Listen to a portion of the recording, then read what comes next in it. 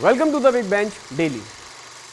ऐसा नहीं है कि मोदी सरकार से पहले ईडी छापेमारी नहीं करती थी। ऐसा भी नहीं है कि ईडी के लपेटे में बीजेपी के नेता नहीं आए, मगर देखा गया है कि जब से मोदी सरकार आई है तब ईडी कुछ ज्यादा ही एक्शन में आ गई और खासकर विपक्षी दलों पर ईडी की मेहरबानी कुछ ज्यादा ही हुई है। चलिए बताते हैं आपको ईडी के एक्शन के बारे में। 67 साल पहले ईडी यानी डायरेक्टोरेट ऑफ एनफोर्समेंट की स्थापना हुई थी। साल था 1956। इसे बनाने का मकसद ये था कि किसी भी तरह के आर्थिक भ्रष्टाचार पर शिकंजा कसा जा सके।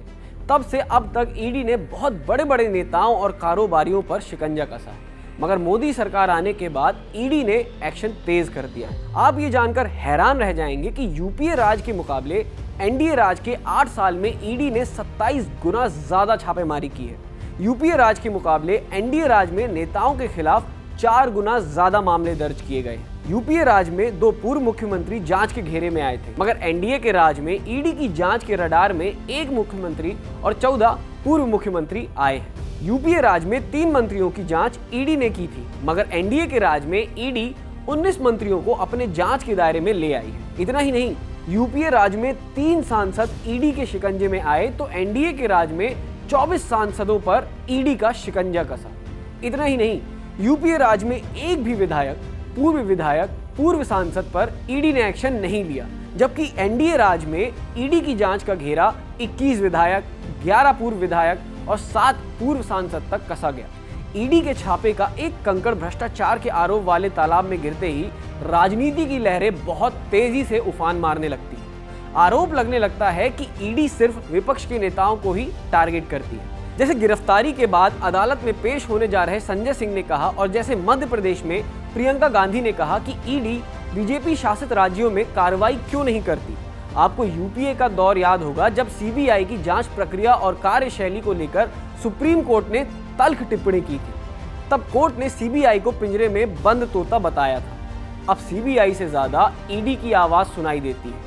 इसकी 2 वजह हैं। पहली ये कि विपक्ष के शासन वाले राज्य में सीबीआई जांच की इजाजत देने में राज्य की सरकार आनाकानी करती है। दूसरी ये कि ईडी कानूनी तौर पर अब ज्यादा शक्तिशाली हो गई है, इसीलिए ईडी की जांच का दायरा बढ़ता गया। आप जानते हैं, एनडीए के राज में 8 साल के दौरान ईडी यानी प्रवर्तन निदेशालय की जांच की रडार में 121 नेता आए, जिसमें 115 विपक्षी नेताओं का नाम शामिल है, जबकि 6 नेता सत्ता से जुड़े हुए दलों के नेता हैं। पार्टी में बांट कर बताएं तो एनडीए के 8 साल के राज में कांग्रेस के 24, टीएमसी के 19, एनसीपी के 11, डीएमके के 6, आरजेडी के 5, मायावती की पार्टी के 5, समाजवादी पार्टी के भी 5 और आम आदमी पार्टी के 3 नेताओं के खिलाफ ईडी की जांच चल रही है। अब जब यूपीए राज में ईडी की जांच के दायरे में आए नेताओं का आंकड़ा देखें तो 2004 से 2014 के बीच ये 26 था, जिसमें 14 विपक्षी दलों के थे।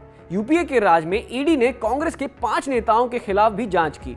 ये संख्या इसीलिए भी कम है क्योंकि तब ईडी से ज्यादा सीबीआई सक्रिय थी, मगर अब जलवा ईडी का है। अब द बिग बेंच पर बैठकर सोचने वाली बात यह है कि क्या सच में मोदी सरकार में विपक्षी नेताओं के खिलाफ ईडी का ज्यादा इस्तेमाल हो रहा है? तो जवाब है हाँ, क्योंकि मोदी सरकार ने कहा है कि वो भ्रष्टाचार के खिलाफ सख्त कार्रवाई करेगी।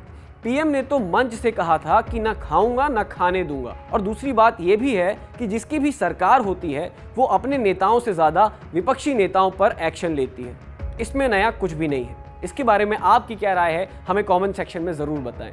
इस तरह की और भी इंटरेस्टिंग स्टोरीज देखने के लिए देखते रहिए द बिग बेंच बैठ के सोच।